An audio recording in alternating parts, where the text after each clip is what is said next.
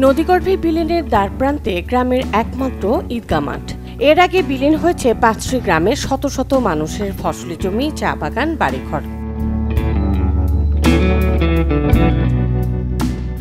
নদী ভাঙন আতঙ্কে আছেন পঞ্চগড়ের কালিয়াগঞ্জ ইউনিয়নের জোরগ্রাম, বনগ্রাম, মণ্ডলপাড়া সহ আশপাশের আরও কয়েকটি গ্রামের বাসিন্দারা। তাই নিরুপায় হয়ে নদী পাড়ে অবস্থান নিয়েছেন তারা।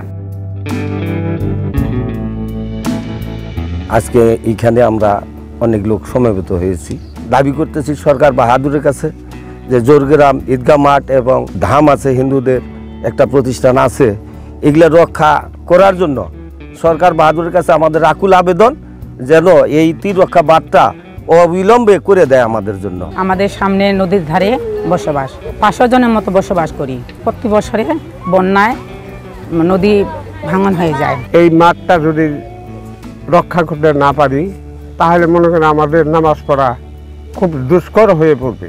এই দুইটা প্রতিষ্ঠানের সামনে নদী, করতোয়া নদী, এই করতোয়া নদীর দীর্ঘদিন থেকে ভাঙতে ভাঙতে এই প্রতিষ্ঠান দুটি অকেজোর দিকে চলে গেছে। এই ঈদগাহ মাঠটা যেন রক্ষা করা হয় এবং বানের ব্যবস্থা করা হয়, এটা আমার সরকারের কাছে দাবি।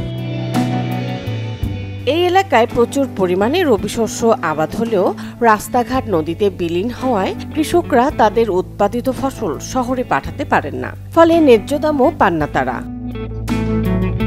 জোরগ্রামের একটি ঈদগাহ মাঠ এবং সনাতন ধর্মের মানুষের তীর্থস্থান বিলুপ্তির পথে করতোয়া নদীর এর পাশ দিয়ে বয়ে যায় এবং দীর্ঘদিন থেকে এই মানুষের যে চলাফেরা ইয়ার অসুবিধা হচ্ছে।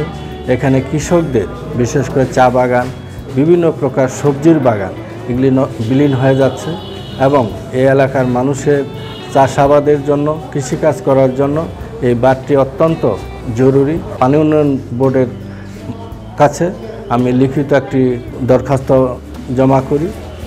দীর্ঘদিন হওয়ার পরেও এটি হচ্ছে না, আমি তাই এই বাঁধটি যেন অচিরেই হয় এটির জন্য সরকার বাহাদুরের কাছে জোর দাবি জানাচ্ছি।